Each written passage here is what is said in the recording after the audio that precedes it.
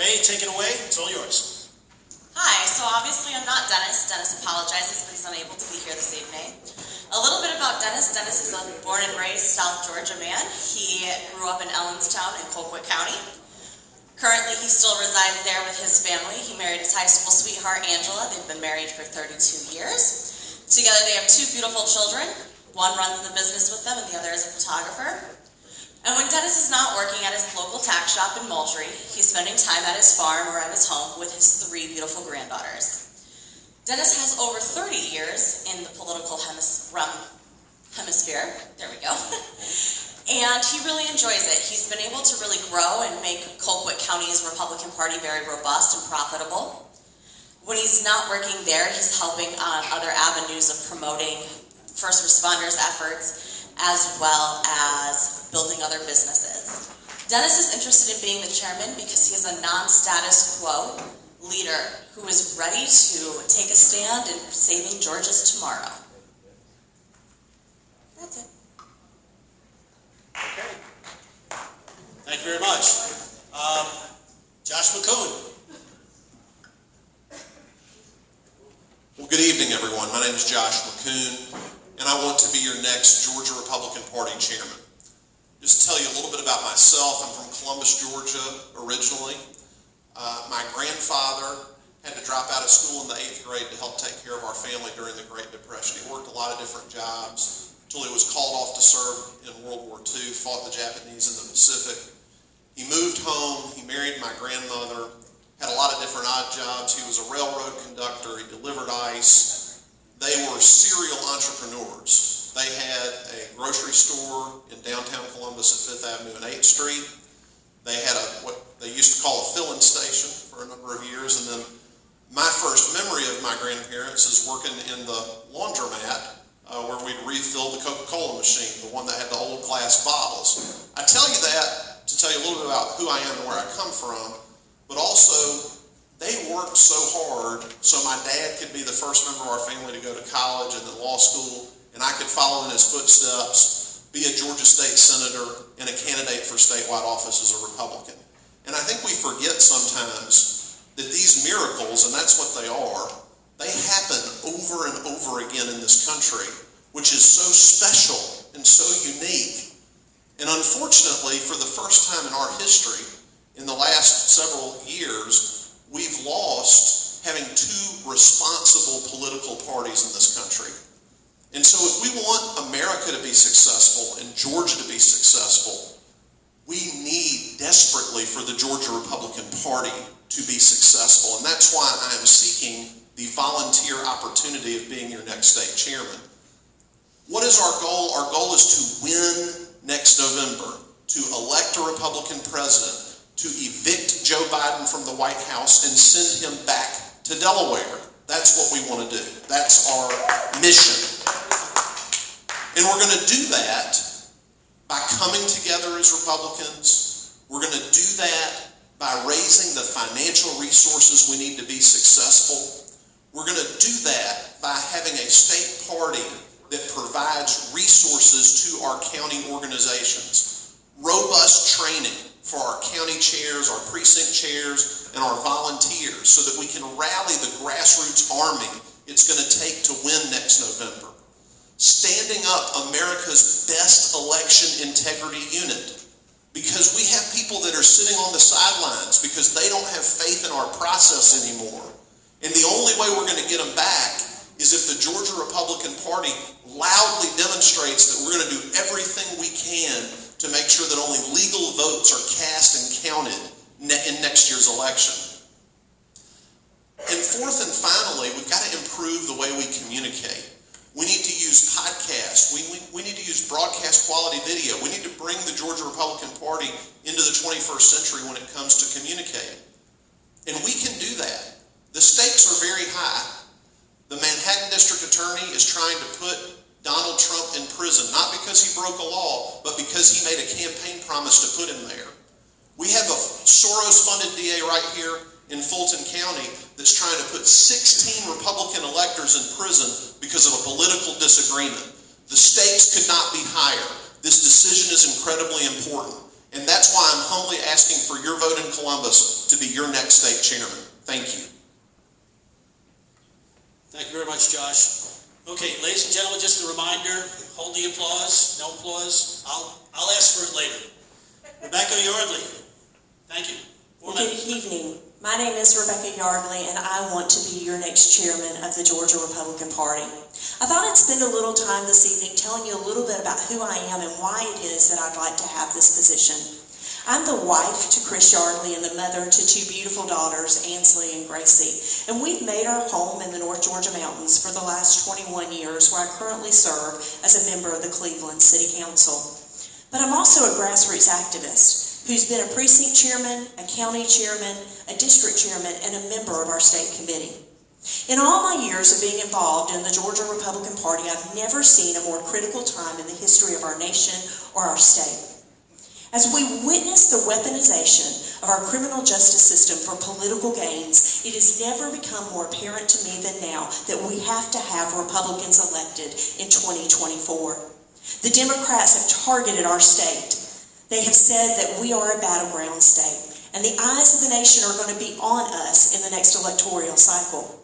It's imperative that we put 16 electoral votes in the hands of the Republican nominee so that we can send them to Washington, D.C., and we can send Joe Biden and his failed Democratic policies back to Delaware. I am not only running because I have the leadership and the experience, but I'm also running because I believe you need to have a state party chairman who has a plan, a strategy to put into place. And that's why we started the BASE strategy. Because I believe this strategy not only bridges the gap and unites our party so that we have Republicans who are fighting Democrats instead of fighting each other, but it also brings us accountable finances where we're making sure that we're being fiscally responsible and transparent with our dollars. It makes sure that our state or our county parties have the resources that they need to be successful by making sure that we capitalize on our training programs and that we work diligently to make sure that they have the technological advances they need to succeed and get out the vote. And it also means that we're engaging and educating our voter base so that we are doing the very best we can to engage our minority communities and our young people under the age of 30. But it also means that we have a robust absentee ballot chase program and that we are actively working to ensure that we have transparent and fair elections. Georgia is changing, and we can no longer afford to sit on the sidelines and think that our voters are going to come to us. We have to go to where our voters are. And that's why I believe the implementation of the BASE strategy will mean that we're winning the necessary battles to put our rural and our metro areas positioned to win in 2024. I want to be your next state party chairman because we have work to do, and I'm ready to go to work for you to ensure that we're winning in November of 2024. Thank you. Thank you very much, Rebecca. Okay, we're going to rotate, so Josh, you're up next. And what we're going to do is every candidate will have the ability to take 2 minutes to answer a question. First question is the following. The GOP hasn't done a good job messaging or training and mobilizing grassroots with pervasive messaging. What will you do to change that? So let me talk about the messaging piece. We continually fight on ground that Democrats select. And there's no reason for us to do that. We ought to be picking issues that are 80% issues among the electorate and focusing on those. So for example, why can't the Georgia Republican Party start a robust conversation about public safety in our state?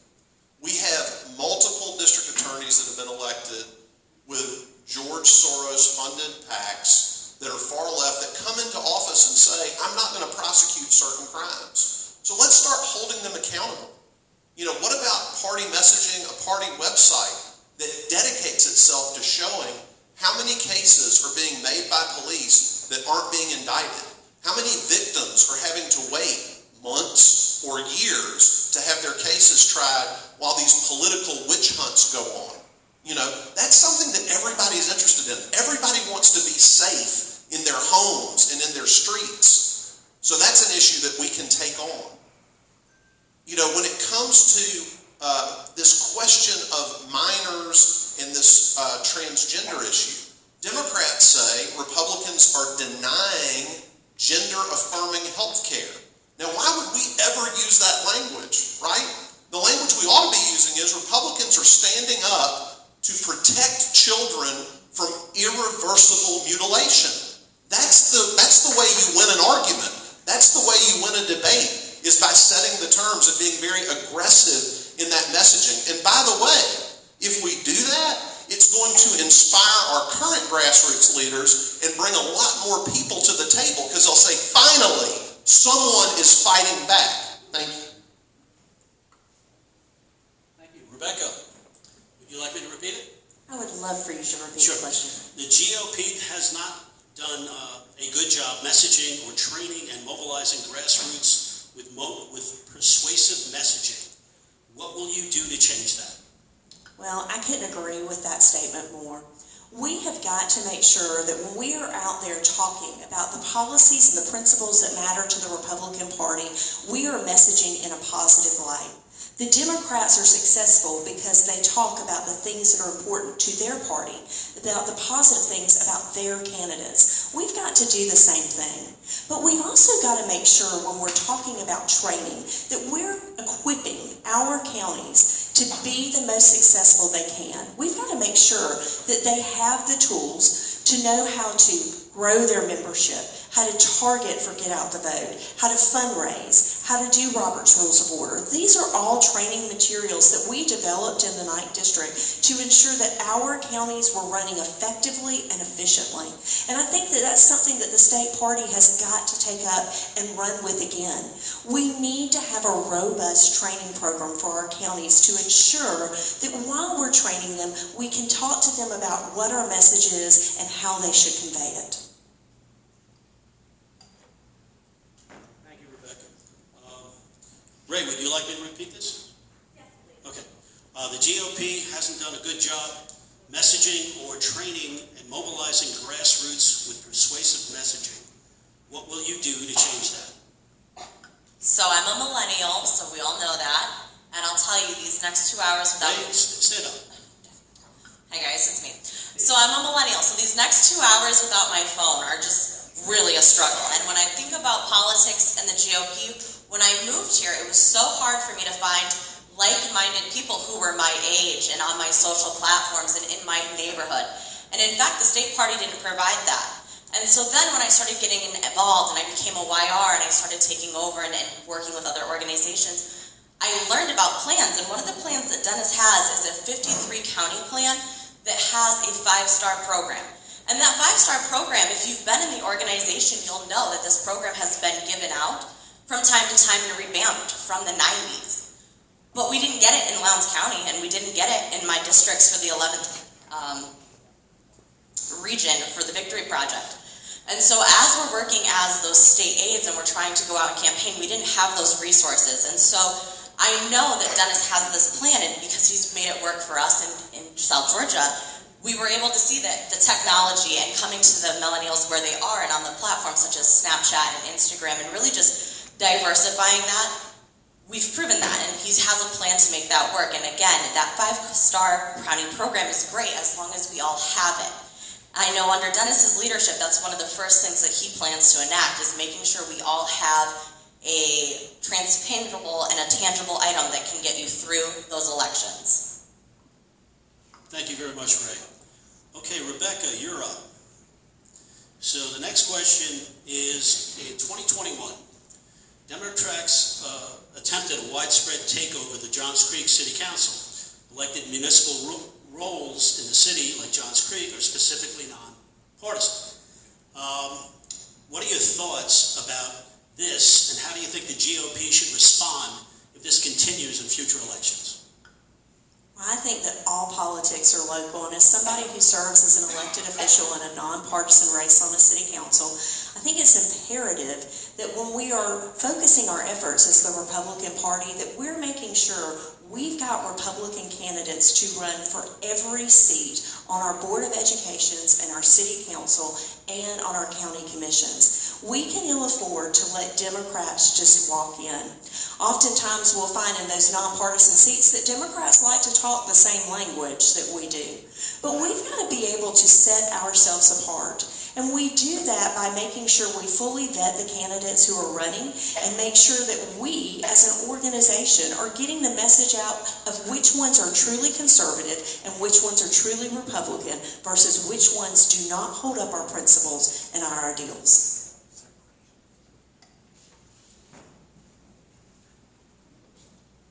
Thank you, Rebecca. Ray, I'll repeat it for you. In 2021, Democrats attempted a widespread takeover of the Johns Creek City Council. Elected municipal roles in the cities like Johns Creek are specifically nonpartisan. What are your thoughts about this, and how do you think the GOP should respond if this continues in future elections? I agree with Rebecca, and I think Dennis does too, in the fact that we have to do a better job of vetting our candidates. We have to be more thorough as to who we're putting forward. And yes, it's true, Democrats often get that threshold because there's just nobody to go against them. I know that especially here in Atlanta and in this metropolitan area, it's even harder because you're outnumbered. I understand that, but we still have to have those candidates who are willing to take that stance, go outside of their comfort zone and say, I'm still going to run. I might not have a snowball's chance, but I'm going to run, and I'm going to make them work a little bit harder to get those seats that they're so used to having, and at least have that checks and balance system in place as we're vetting them so that they still have to answer to somebody. So there are still those questions and that opposition between them and just assuming the role. Josh, do you need me to repeat it? No, sir. Okay. So you can't beat something with nothing. And when we have these positions, we can call them nonpartisan if we want to. The job is inherently going to require you to make value judgments that fall either on the conservative side of the political spectrum or the liberal side of the political spectrum. So we should just acknowledge that right off the top. And then, yes, we need to run people. We need to have choices that we can get behind. There are a lot of these races that we've declared sort of no-go zones, and we don't have anybody running. There ought to be a genuine conservative running for mayor of Atlanta. There ought to be a genuine conservative running in all these different seats. The whole time I was in the state legislature, Kasim Reed, allegedly nonpartisan, would go on national television on these Sunday Washington, D.C. shows and beat up Republicans week after week after week. And we just defaulted that. We just said, hey, go ahead and do it. So we need to find excellent people to run, understanding that it may take multiple cycles to get there, but we can't just give up on huge areas of the state. We've got to recruit good candidates, and then we've got to give them the tools to be successful. You got to learn how to communicate to crowds like this or on camera. You got to learn how to raise money. And that's something the Georgia Republican Party should and can do. So I would answer your question by saying we know the Democrats are doing it. We don't need to just default. We need to have good conservative choices for every elected office in this state, period. Thank you very much, Josh. Ray, you're up. This question has two givens, but it has a two-part question. Question in two parts. So the givens are forensic audits are done when fraud has been detected, and they are quite expensive in time and money. Regular audits of the Georgia GOP are already done biannually, and public reports are done for any transactions greater than $100. So the two-part question is, what is the fraud specifically, if any? And the second part of the question, are you in favor of a forensic audit, and how much will you commit to spending on it? So, I'm going to be honest, money is not my strong suit, which is why Dennis is great. As a U.S. enrolled Treasury agent, Dennis is skilled and versed in this language. This is what he does every day. And I will say this, I think we have to start off, whoever is elected chairman, with an audit. An audit is essential because we have to be able to see where we spent the money and determine how we can spend better, where we can improve fundraising, and really what our goal is. Now, with Dennis's stance as a U.S. Treasury agent and having this experience of 30 years in this field, He'll know as he's doing this audit if there are too many things that send up those red flags. Things that maybe I wouldn't know to look for, or maybe you wouldn't know to look for because it's not what we do every day. If too many red flags were then brought on, I think yes, Dennis would be in favor of opening it to having an in-house forensic audit. There's just no way to protect the party from having something like that if it's not done. I would also like to say that because Dennis has the skill set and has that in his background, it's something that's not going to be an expense to the state's party. He'll do it of his own volition and of his own time. Thank you. Josh, the two givens are forensic audits, are only done when fraud has been detected, and they are quite expensive in time and money. The other given is regular audits of the Georgia GOP, already done biannually, and public reports are done for any transactions greater than $100. So the two-part question is, what is the fraud specifically, if any? And the second part is, are you in favor of a forensic audit, and how much will you commit to spending on it? Still 2 minutes, right, for 2 this? So, no, I don't believe that any fraud is occurring. The current Georgia Republican Party undergoes financial reviews that are conducted by a CPA firm that's on retainer. We could step up to a regular audit process. I've served on a lot of nonprofit boards. That is significantly more expensive, but if that's something that the State Executive Committee wants to do, I'm certainly open to doing that. But that is not a forensic audit. I'm talking about a regular audit of our books. FEC auditors can look at our books right now. Georgia government employees that are with the State Ethics Commission can look at our books right now. We also have a CPA firm looking at our books right now. I've had the opportunity to read our FEC and state ethics filings, and I think the information is out there for people that are interested in what's going on with the Georgia Republican Party's finances. If we need more financial information, if people want that, then I'll work with the treasurer and the rest of the State Executive Committee to make sure that information is available. But a forensic audit is a bad idea. It's a bad idea because it's very expensive. It's a bad idea because it's going to take a very long time. It's a bad idea because it telegraphs to the public, including the Democrat DAs that are looking to indict any Republican they can find, that there's something wrong, something criminal with the party's finances. And all of that would make it very, very difficult for our next chairman to successfully raise money. So, yes, very much open to a regular audit if that's the will of the State Executive Committee. Yes to more information with the feedback of the State Committee, but no to a forensic audit. Thank you. Thank you, Josh. Rebecca, let me give you the givens. Forensic audits are done when fraud has been detected, and they are quite expensive in time and money. The other given is regular audits of the Georgia GOP, already done biannually, and public reports are done for any transactions greater than $100. The two-part question. What is the fraud specifically, if any?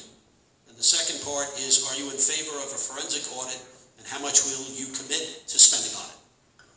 Well, first I'd like to address the statement that forensic audits are only used when there is criminal activity, because that's not an accurate statement. Forensic audits are used for a lot of things, particularly if you're a person in business who is taking over a business or a corporation. Oftentimes, businesses will come in and ask for a forensic accounting where they will look at the first 5 or the last 5 quarters to look at the health of that business, to look at the trajectory of that business, and to see where its vulnerabilities and its strengths lie. So there's many reasons that you can have a forensic audit, and I have been on record as saying that I do not think that there is anything nefarious that has occurred within the books of the Georgia Republican Party. But I'd also like to point out that Rule 5.4 of the Georgia Republican Party does not call for a biannual audit. It calls for an annual audit with the findings of that audit given to the members of the state committee within 10 days of its receipt. Now, I serve on a city council and we have to do an annual audit. And I can tell you that the findings that I receive as a city council member are 39 pages long for my city. Never once as a member of the state committee have I ever received the findings from our biannual audit, if you will. And so I believe that it's imperative that whoever steps into this position has the opportunity to have somebody come in and look at the books to ensure we know what our vulnerabilities are and we know what our strengths are. And we can get bogged down, if you want, in how that looks. But ladies and gentlemen, if you'll notice on my 100-day plan, it never says that I will dictate that that will happen. It says that I would put it to a vote of the State Executive Committee for it to occur. Thank you, Rebecca. Okay, Josh, you're up, and the new question is the following. What are your thoughts on the current state of the Georgia GOP? And the second part is, what would you do differently? So I think one of the good things about the current state of the Georgia Republican Party are the finances. 4 years ago, there was no money in the bank, and the party had a $500,000 liability to settle a lawsuit that had been filed under a previous administration. The March FEC and state ethics reports show about $1.8 million in the bank. I suspect that whoever the new chairman is will get to start their term with over $1 million in the bank, and that's great. That's not enough money to do everything we want to do, but it at least doesn't put that person behind the 8 ball from the word go. So that's something good. Something I think needs a lot of work is communication, both internal and external communication. We need more state committee meetings. We need more state executive committee meetings. The chairman needs to make him or herself available to our county chairs. I would really like to do that by dividing it up with the new county chairs and then taking county chairs in 2 of each of our congressional districts around the state and have regular scheduled discussions so that there's that free-flowing communication. Because when you don't have good communication, that's when you get a lack of trust. And then external communication is vitally important. I talked about that earlier. We've got to be a lot more aggressive in how we tell our story, because the AJC and the WSB and the legacy media is not going to tell the story that we need told to Georgians. We've got to get aggressive about telling people the good things that Georgia Republicans are doing. People are getting tax rebates instead of all that money being spent. That's because a Republican won an election. We need to be telling those stories. It's vitally important. So on the good side, finances. On the side that requires improvement, internal and external communication. Thank you, Josh. Rebecca, what are your thoughts on the current state of the Georgia GOP? And the second part is, what would you do differently? I think that the current state of our Republican Party could use improvement. There's very seldom that we see an organization that doesn't have the opportunity for improvement. If given the opportunity to be your next state party chairman, some of the things that I would improve would include support to our local county parties, making sure that they have the resources they need to be successful. As I've traveled the state, particularly in our rural communities, one of the things I've heard consistently is that we need training materials. We need access to be able to know how to do our jobs effectively. We need to make sure that we have those resources available. But we also have to do, much like Josh just said, he and I agree on this, a better job with communication. As I travel our state, the one thing I hear repeatedly is that the Georgia Republican Party has repeatedly dropped the ball in communicating with our county chairs about information that is critical for them to win elections. And so we're going to need to make sure that whoever the next state party chairman is, working in conjunction with our state committee and our state executive committee, that they are committed to making sure our counties are constantly being communicated with to know what is going on and how they can get plugged in. Thank you, Rebecca. Ray, you're up. What are your thoughts on the current state of the Georgia GOP, and what would you do differently? I think every organization has to evolve. We have to continue to evolve to grow, and that's where the GOP is at currently.